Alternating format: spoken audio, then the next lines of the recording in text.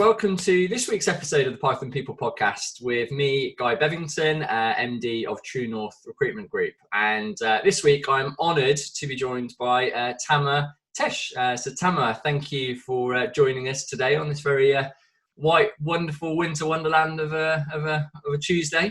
How are you? How are you getting on? Well, thank you for having me. I'm good. It's very cold today. But yeah, as you said, I'm good. You know, end of the day, a bit tired, but other than that, I'm pretty good. Good man. We'll soldier through. So yeah, Tamer, thank you very much for being here with us today. And I guess by way of introduction, for those people that are yet to have the pleasure of making your acquaintance, you are the CTO for LuckyTrip. And I'll give you an opportunity to tell us a bit about the work you're doing there in a moment. But I guess to sort of frame the episode today, and why we thought it was a good idea for us to get together and record this podcast. We had a good chat recently, and we talked about the kind of challenges and rewards, I guess, because it's a two-sided coin.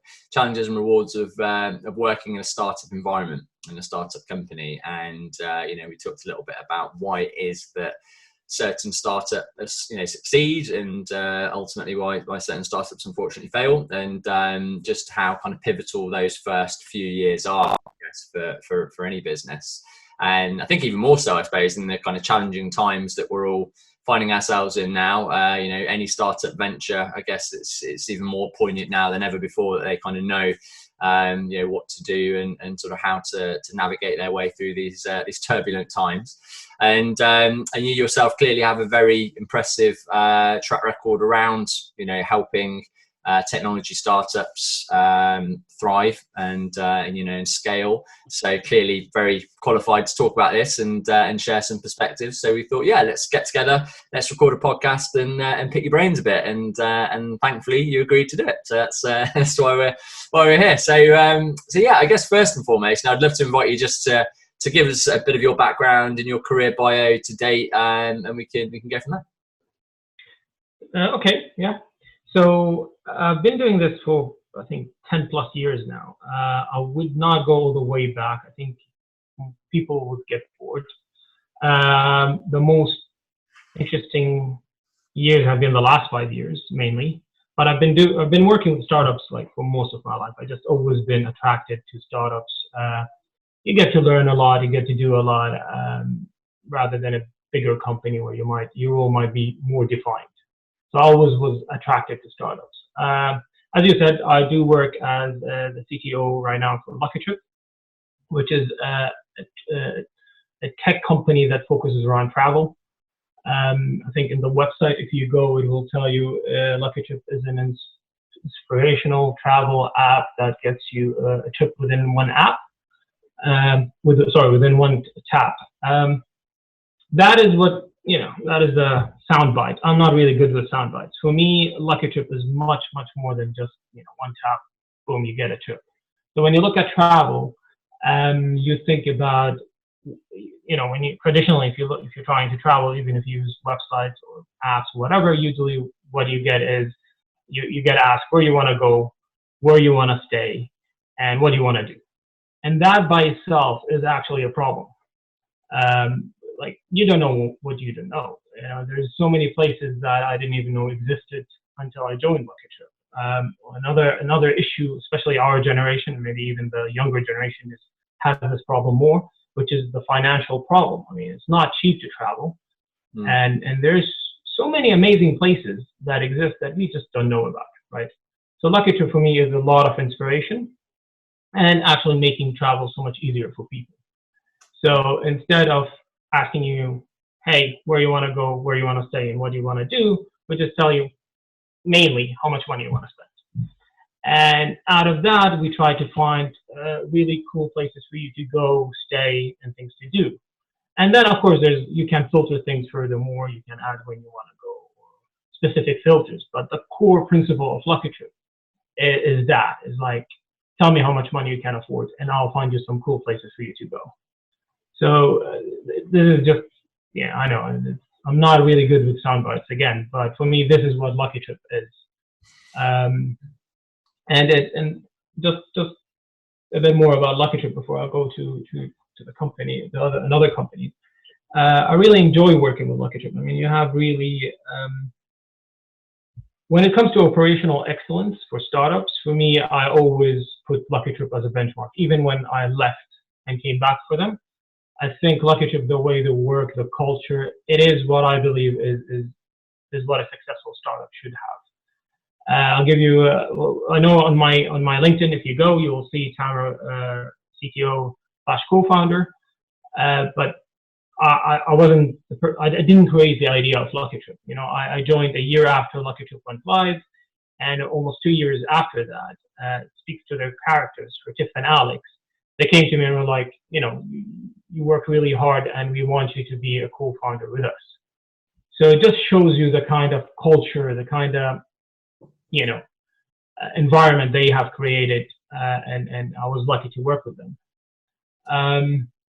So as I said, I rejoined LuckyTrip again like a year and a half ago.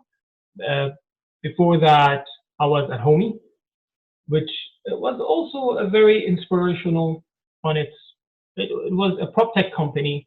Again, it's customer facing originally, and it solved a very interesting problem, especially for people living in London, which is, how would I find a house or a home in London? So I don't know if you ever tried to find apartments. When I first moved here, I struggled so much dealing with the real estate agents, properties disappearing really quickly. I personally didn't know where to live in London. So Homey, in essence, was basically like having your own private relocation agent, but with like less than £50. And that includes also being picked up from your home and being shown all these different properties. And it made sense by positioning themselves between the real estate agent and the renter, and in a way where it made sense. Of course, later on, I mean, otherwise we're going to spend a little bit cool about these two companies, but later on it turned out, you know, new regulations. And after I joined them, we had to rebuild the tech, do a lot of cool things, but then the business model wasn't working anymore.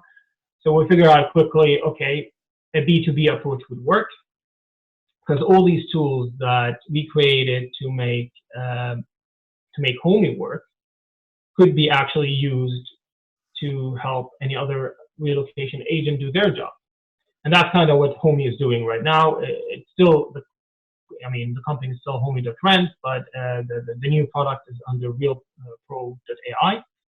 And they're starting to get big clients, and I still work with Homey as a chief technical advisor. Okay. But you know, we restructured. I stayed with them. They're sorted, but by now they're doing amazing things. And again, before Homey, I was with LuckyTrip. And funny enough, when I was interviewing for LuckyTrip, I was also interviewing for Homey. So these two companies in my last 5-6 years have been like, I don't know, like two mistresses or something. Again, both have excellent people, amazing products. And when I first joined LuckyTrip, again, the story was different. I mean, the challenges I dealt with the last year and a half have been about scale. Tech is solid. When I first joined LuckyTrip, they had been live for a year, but not much traffic. And then Tiff and Alex, being Tiff and Alex, they somehow managed to get the app. They sent someone in the Apple store an email saying, check out our app. They got featured, and all of a sudden nothing was working. So they're getting traffic, but the tech wasn't built to scale. And that's how I got to meet them, and we figure it out, and we built things and we made things happen. But yeah, so that is my last 5 years. That's cool. Yeah. Yeah. Yeah, I think that's enough with the bio. Yeah, I'm not really good with bios.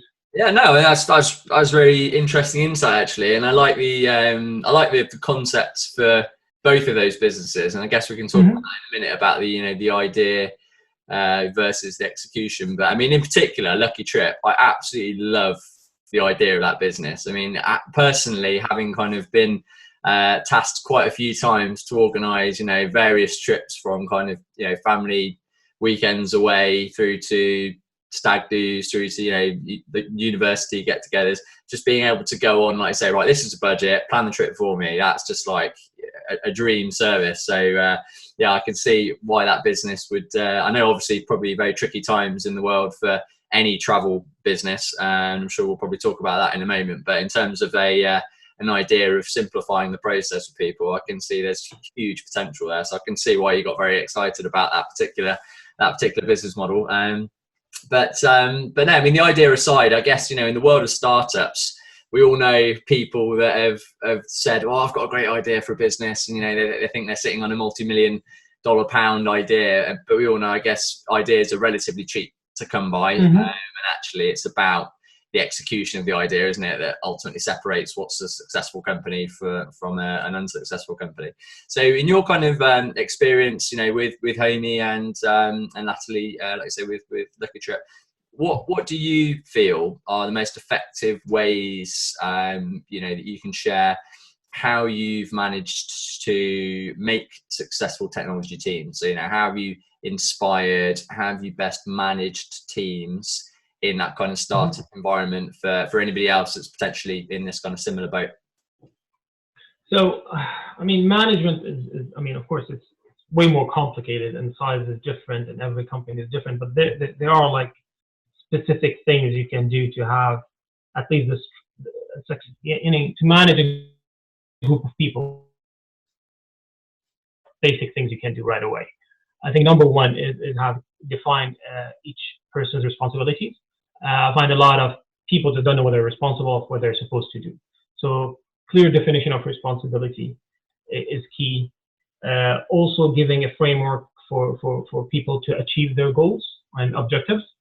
So, and finally, you have clear, transparent metrics for them to gauge if they have succeeded or failed, in getting their goals done. Which could be constant feedback, it could be retros, it could be code reviews, whatever it is. When it comes to management, I'm sometimes really surprised how people just don't know, what am I responsible of? Am I responsible of this design or not? Which causes everything to just be slow. And then last, you need to have a strong layer of support and help, where people do not get punished because they don't know something, or they don't get punished because, or not necessarily punished, they might not even know that they are able to approach you and get guidance on how to do something. So these are more like pillars than actually a structure for a specific company. But whenever I think about any team and structuring any team, I would consider these things. I've recently worked with a company, for example, they had team leads and tech leads. And the team leads and the tech leads didn't even know what the difference between a team lead and a tech lead is. They're completely different things, right? So the tech leads were kind of acting more like team leads. I mean, no, you're responsible more for technical aspects of the team, and so that is the management part. It's always defining people's responsibilities. It amazes me how many times I go to companies, and that part is a bit up there in the air. Yeah. Now, inspiring is more tricky, because inspiring people is very tricky. So recently, I was talking to this very, very talented founder, and she told me, "Tamer, I've been struggling to get my team inspired." She has a very talented tech team that she acquired recently, and she was like, "They don't have my drive. They're not hungry like me." I'm like, "Okay, so how are you trying to tackle inspiring them, right? What is it that you're doing to inspire them?" And she was like, "Well, I sat down with them. I told them about, the company struggles and my struggles. I told them about my dream and the company dream and da, da, da." And I was like, "That's beautiful, amazing, but that's not them, You are telling them your dreams, your struggles. When it comes to inspiring people, you really need to know the persons you're trying to inspire, and it's literally a per person kind of thing. Because Tamer might be inspired by success, and he might measure success by financial success. Guy might be inspired by also success, but he might measure success by, being the best app in the Apple Store or whatever, right? Everybody has different things they want, and then you need to figure out a way to incorporate their dreams and their goals within your company's goals and dreams, right? And that's how you inspire people. And on top of that, leading. I know they say lead by example, inspire by example. You know, there's so many companies and startups that do amazing things, and their engineers don't even know the amazing things they did. And it's easy to happen even for companies where 'cause sometimes it gets really busy. But you could have this engineer who worked really hard and built something really amazing, and there was a lot of success, financial success for the company or whatever, and then they feel they didn't succeed because you didn't feed that back to them. You're assuming that they understood that was a great thing, but for them it might not be. So all these things together, but inspiring is usually a personal thing because each person is different. Yeah. That's tricky. That's a good point. It's a good point. And I mean, I think the point you make there about the, defining responsibility, ensuring that everybody has an understanding of, what good looks like and metrics by which they're kind of succeeding or failing. I mean, it's really interesting, actually. I guess that a lot of that is that's good management, irrespective of a startup. It's probably even more relevant to a startup, I guess, because obviously it's really important very early on that people get traction and hit the ground running and can kind of see fruits of their labor coming through. But it's amazing actually how much of what you said there kind of really resonated with me just in terms of the recruitment world. It's not hugely dissimilar to when I'm looking to, develop somebody in sort of the recruitment world. It's a similar kind of situation of, they need to understand, okay, well, what are the metrics? What does success look like? And you need to clearly define that for people obviously don't have that level of experience. So it's I guess a lot of it is good management is fundamentally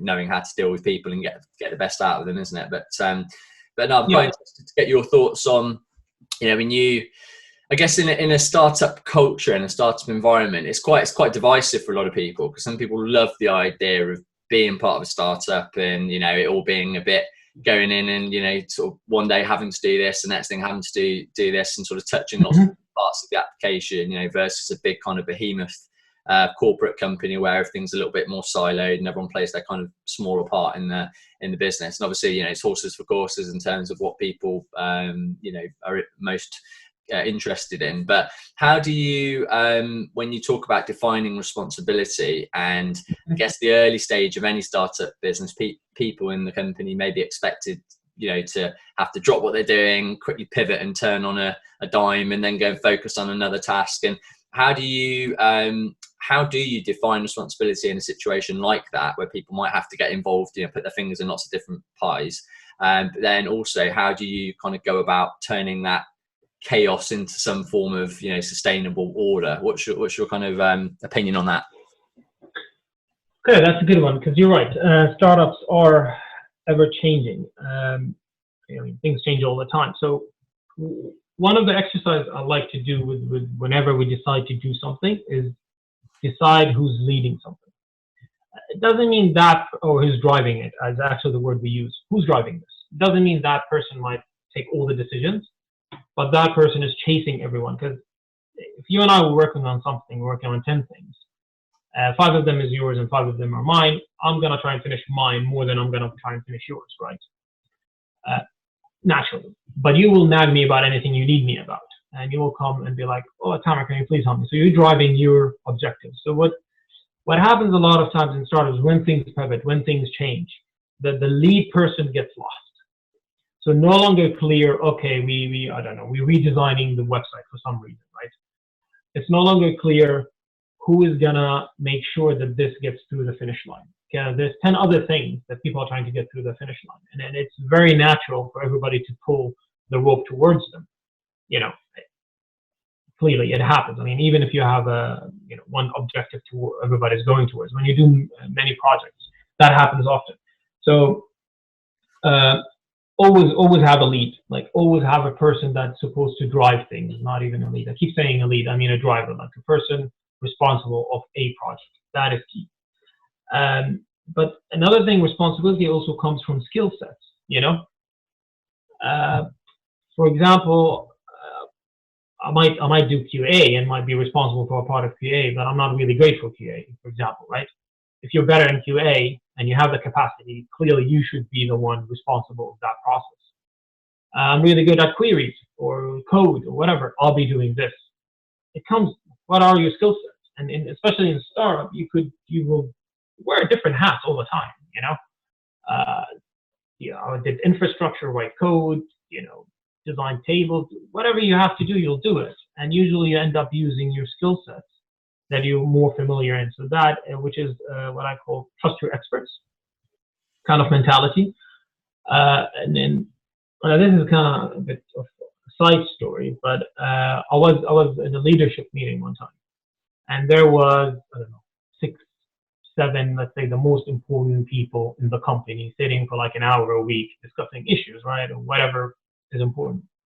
And on my second leadership meeting with them, the topic of which logo should we use on our umbrellas. There were branding umbrellas for the employees, and they were considering which different logos. And I was like, guys, seriously, like there's 6, 7 people here. We are the most important people in this company, supposedly. Our inputs are very important. This is not worth everybody's time. I'm pretty sure 1 or 2 of us can come up with this decision, right? And I personally, I'm not responsible for this. Like, I'm not really good with design, a bit outside of what you asked. But again, knowing what your skill set is will define your responsibility. And also, another thing, people, being a CTO or being a team lead as a privilege. I have a title. A title is a cool thing, right?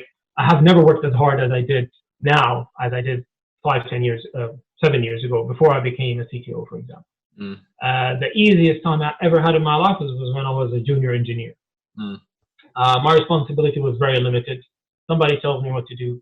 I do X, Y, Z. That is my responsibility. I look at responsibility. It actually defines the structure of a company. What I call points of responsibility even defines the company structure. By knowing everybody who's responsible, naturally you start having, give you a very simple example. I know I went all over the place. I told you I was tired. But imagine you have a product person, an engineer, a QA, right? If you define that the product person is responsible for the product, the engineer is responsible for building, the requirements, and the QA is responsible for testing the requirements. By just doing that definition, you already have a workflow planned out. So your workflow is product discusses it with the engineer, and then the engineer builds it, and then the QA tests it. And if there's issues, you return it to the engineer, and that.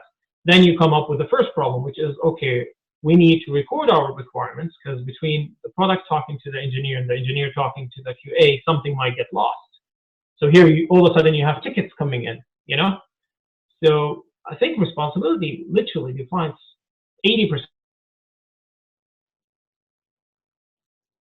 If you've done right, if you have a finite approach. So yeah, I don't know what the question was anymore, but responsibility is key. I think it's one of the most important things. Yeah, I totally agree. I think knowing, like I say, knowing who's driving something, that's very important. And feeling like I also agree with you about the whole point. The higher tree you go, the harder you've got to work to obviously make sure that everybody does understand their role. And I'm a massive fan of Simon Sinek. I don't know if you've read the book Leaders Eat Last. The whole concept of it is about, as a leader, you do have to work harder than everybody else in your team to lead by example, but you've got to really make sure that everybody in the team is equipped for success, as best they, but you're not setting them up to fail, and obviously they're given all the support and the help and everything that they need. And I think, obviously a large portion of that is actually, are they truly fully clear on what it is they need to do? And, if you've got the right people, you can give them responsibility and autonomy to deliver on that fundamentally. So no, I think it's a very good point. But I guess one of the things I'm always quite interested in, again, when I have conversations with candidates about, do they like the idea of joining a smaller startup company or not? As I said, it is quite a divisive thing. It's quite an emotive conversation. It's usually quite charged, one way or the other with a lot of people, because a lot of candidates, I guess the fear they have potentially of this startup environment is it can be quite, a double-edged sword in terms of quite relaxed, insofar as, you can come to work maybe wearing a t-shirt and, and all that kind of thing. But But the other side of the coin is actually they feel quite a lot of pressure, in those early stages. It's about all hands on deck. And, because obviously inevitably with any business, there's probably a lot of pressure from the founders or the people that have started the business to see, a return and see things be successful as quickly as possible. So as a leader in technology, how do you manage, how do you build that kind of sustainable, balanced culture in a startup between ensuring people are delivering, doing the job they need to do, but actually it's not just a total kind of, get your pound of flesh out of people and they feel like just overly pressured and, overly sort of bear down upon. How do you maintain that balance? Good one. So first of all, I think there is a lot of misconception about startups in general. Like, I know you don't have that, but I see a lot of time I talk to first-time candidates that are, in their head it's Silicon Valley. It is either that, or in their head it's I don't know, it's the opposite. It's like all stress, people on fire, jumping through the windows. I don't think neither represents startups correctly. It also depends what you do, but I would want in culture, the key word would be successful startup culture. So what does make it, because anything could be a culture, right? Our culture could be wearing red when we go to the office or whatever, or not having any structure, or having way too many meetings, or whatever the culture is that we want to adopt, or, doesn't matter. For me, the key word would be successful. And that would lead back, yes, so it's true, startups in general are stressful. It is kind of the risk-reward thing you fall into that every startup has, which is I'll work harder and I might achieve more. So there is a bit more stress, but any good leader, manager has to carry that stress on themselves. It's not like one of the rules I have is I never let anybody stay later than me. Staying late, I'm staying with you. Nothing to do. It's just something hardwired in my head, because I did have these managers that would leave and I would work until 2 a.m. and it doesn't feel nice, right? So there's that aspect of being, empathetic to these things, and they will happen, but you need to manage and not be okay with it. Like for me, if a sprint happens and people did work overtime, I don't feel good about it. I go back and I try to address it. I go like, okay, how can we do things better? Does it mean we need to get more people in? Does it mean we need to, I don't know, figure out, are we asking too much? Because I know my guys are really good and they know what they're doing, There could be other issues as well why this happened. But so that is the side where you're trying not to make everybody's life hell. Back to a successful startup culture. If you imagine a startup being a ship, right? And we need to go to a certain destination. Successful startup culture is everybody on board to drive the ship to the same destination, right? Whatever that culture might be. It's again, your culture might be let's all wear red and whatever. But all the company having a common goal, knowing why they're doing this, and on top of it, you as a founder, the leader in the company, you need to protect those people. It's crazy how much stress there is. I remember when we were doing the EasyJet project, we had just lost our iOS engineer. We hired this junior guy, very talented. He's been with the company until today. Amazing guy. But back then, for him, it was such a big project. Every day he will come to me and he'll be like, man, we can't finish this. Like, there's no way we can finish this. I'll be like, look, forget everything. Today, what are you going to do? 1, 2, 3 things. Just do these 3 things. Don't worry about the big picture. That's not your problem. And guess what? We did it. And it was an amazing, and it was one of the biggest projects. And he was a junior engineer, So this is your responsibility to make sure they don't get in that situation. Is there going to be a crazy day where we need to stay late to 2, 3 a.m.? Fine.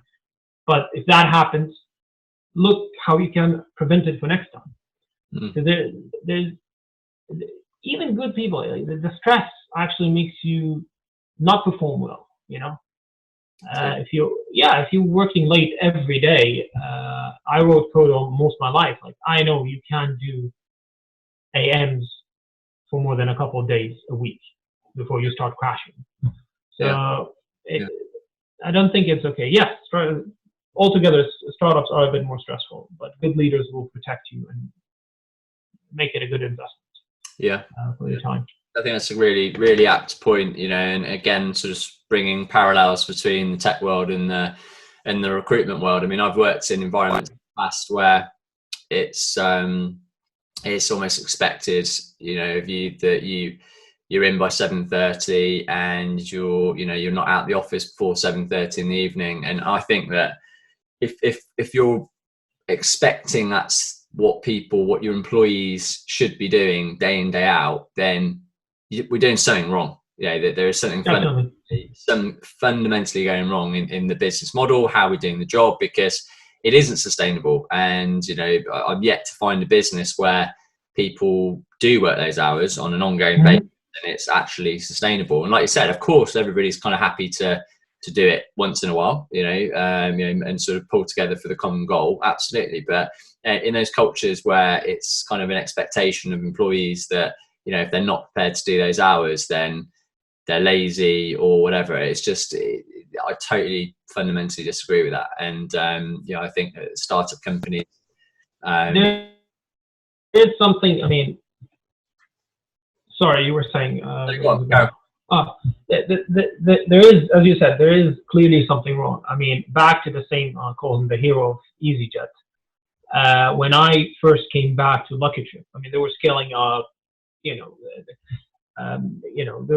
their needed work. He was actually working so many more hours and achieving so less from the point of view of a product, to a point where it was depressing him. We put this new,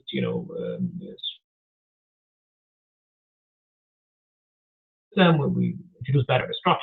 And now, I mean, maybe once a week he would stay an extra hour compared to being late every day. And if you look at his achievements, they're much more. So clearly, it wasn't lack of effort on his end. And when we broke it down, it was like he was working on things that, they were not the value, because things were not communicated correctly to him. Things were not structured. I also see like engineers struggle, for example, with technical debt. How would I ever tackle technical debt? That is a big thing about it, with technical debt, especially with startups past 2 years old, because they create a lot of technical debt early on, and then they have to deal with it later on. Yeah. So all these things, a lot of times, if your people are staying late a lot, there's something wrong, and it's not sustainable either. No, absolutely. Yeah, I mean, like I say, it might be for a short period of time, but eventually those people will just leave, and then you've got to go and rehire them again, and that's not a sustainable culture. So no. I totally agree. I guess from your experience and having kind of gone into multiple companies and seen startup companies, taking them from kind of the seedling idea through to really strong technology team. Do you feel there are any kind of common mistakes that you've seen that kind of oversit the startup companies out there that do unfortunately don't succeed? What are the kind of the biggest mistakes that a lot of companies make in their first few years of business, do you think?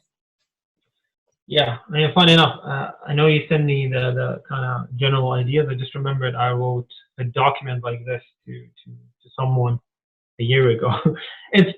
I've seen so many, and then usually they're very common. So first of all, one thing I find don't have, and they don't have an early smoke alarm system. It drives me insane, and for me, not in a bad way, but like sometimes I go crazy. I'm like clearly, for example, your engineering team is not doing well. Like, how do you know that? Well, you have a huge number of bugs being reported all the time. You have engineers failing their deadlines again and again and again. Like, these are signs that things are not working right. So, and then the excuse is, well, I don't understand tech, which is fine, but I don't think that is tech.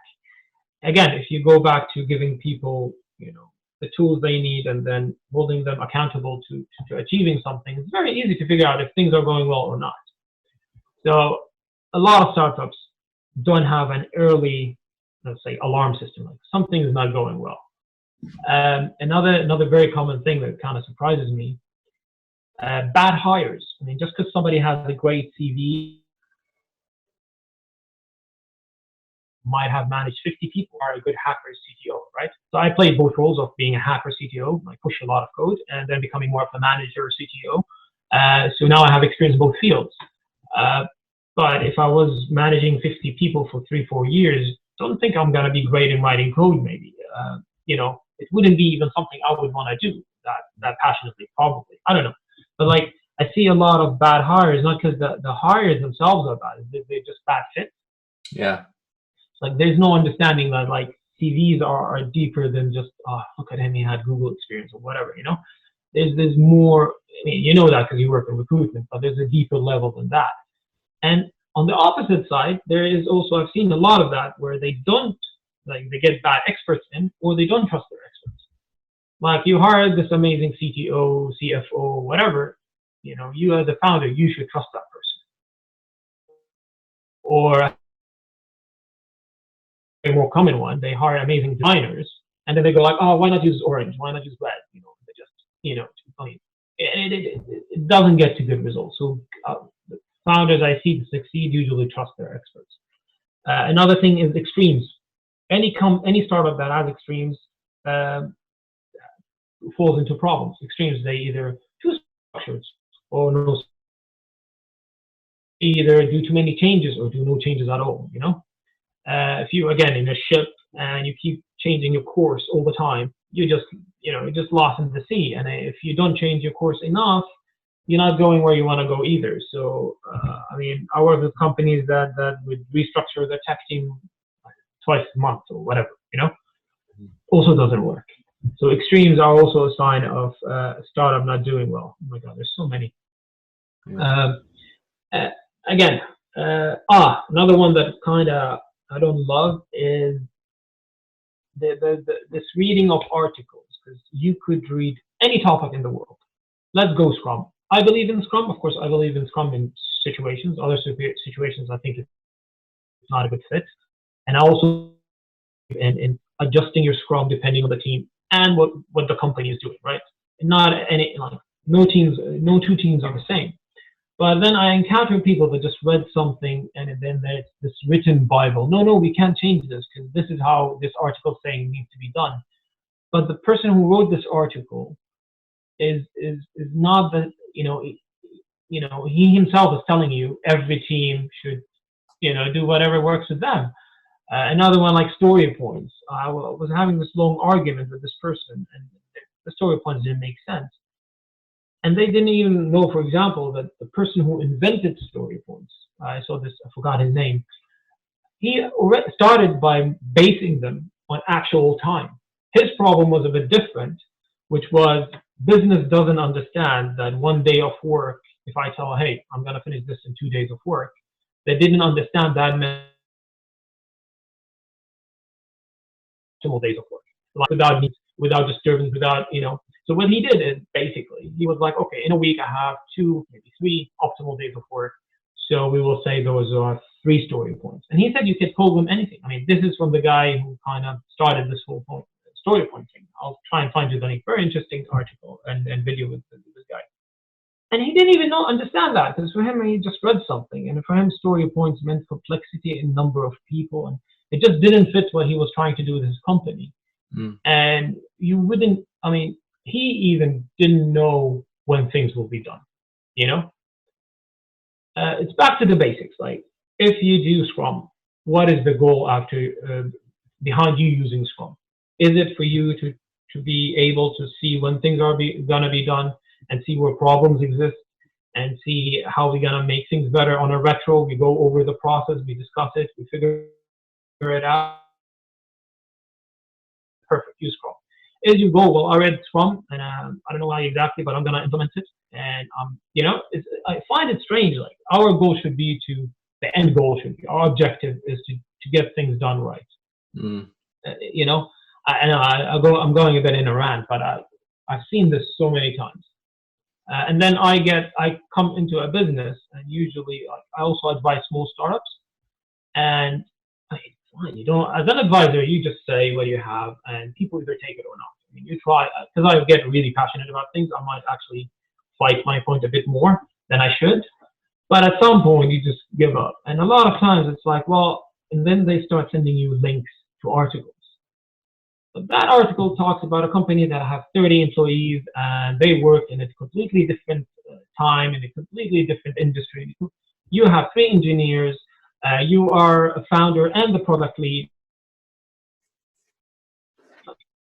It's a completely different thing.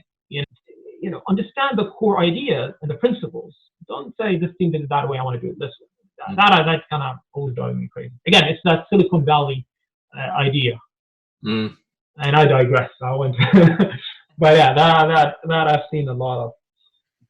I guess that kind of helps you, in your role, because you've seen so many environments and you've seen so many different ways that people get it right, but also get it wrong as well. I guess that kind of that breadth of experience certainly helps you be a more trusted advisor. Absolutely.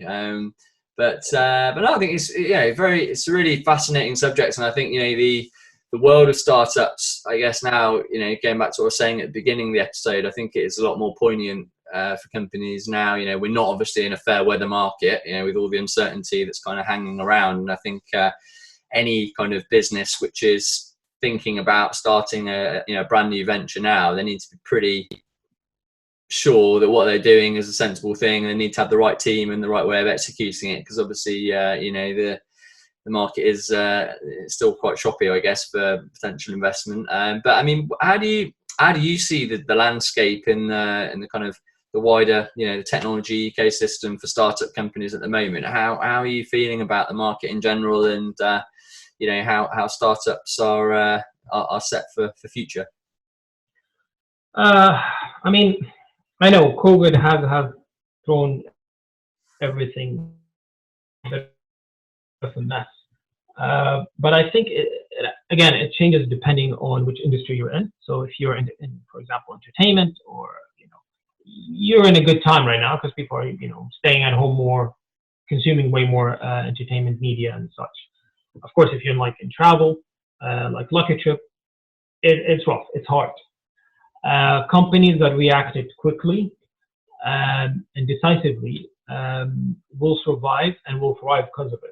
I think, for example, LuckyTrip, we had a plan to deal with COVID if it's 2 years from a week and a half, since we kind of knew this is where we're heading early on. We reacted very quickly, did cost savings, restructured things. We planned not to lose any of our employees. That was very important to us. And here we are right now. Our focus is to use this time, prepare a product for once travel open again. People will be rushing to our gates, trying to travel everywhere. So that was our mentality. I think that's how startups should look at investment. If you have a new idea, you might not even be able, if you have now a travel app, I doubt you're going to be getting any investment right now. It depends how cool your idea is. But other industries have actually thrived. Other companies have done really well, and then the COVID situation has helped them. COVID is just. I think this is just exactly what startups are. It could have been COVID. It could have been a million other things. It could be something that affects all companies in the world, like COVID. It could be something that affects your company specifically. Challenges happen, they come up, and you have to react as fast as possible. That's kind of where I see things. I don't. I mean, it's just a side quest kind of thing. Now I'm wondering what's going to happen with all the office in London. I'm thinking at least a percentage of companies, for example, are not gonna. They will be like, well, this has been working fine. We're saving a lot of money. I don't want an office in London anymore. So that might open a new opportunity. Things will change. I think the way we prepare for the worst is the most important. How it affects every company by itself. I mean, LuckyTrip, of course, wasn't good for us. We would have preferred that it didn't happen. But we looked at it as also an opportunity to improve our product, prepare ourselves when things go back to normal. Yeah. Again, excellent team, and here we are. Yeah, absolutely. I think that's it. You've got to look at any change. It's the whole, and it's very philosophical, but it is very true. Any kind of change in a market obviously can be seen as a very scary thing, but also, or does always, any kind of change in market conditions does always present a huge amount of opportunity. And I guess it's those businesses that are able to, I mean, obviously, like I say, there's certain industries like travel and events and hospitality, which clearly, you know, have been adversely affected, but those businesses that have been able to pivot and you know, sort of change on a, you know, a tack slightly to ride out the storm, I think they're the ones that are going to go on, fingers crossed, you know, see it through. So so no, well, it was absolutely fantastic talking to you, Tam. I very much appreciated your time, and you know, clearly huge amount of experience and wealth of knowledge to share on the subject, and we could probably talk about it for another 3 hours, I guess, but maybe that can be the next episode that we tune back into. But no, thanks for being here with us today, and thanks for sharing some really interesting insights. And yeah, I look forward to I'm certainly going to be booking my next trip through LuckyTrip, so I'll let you know how my experience goes when I'm able to. And yeah, I look forward to keeping in touch for the future. So thanks again, and best of luck with it all. Thank you. I enjoyed it. Sorry I wasn't as put together as usually I like to be. But again, it was an amazing chat. Yeah, great to speak to you. Great to speak to you. Take care. Bye for now.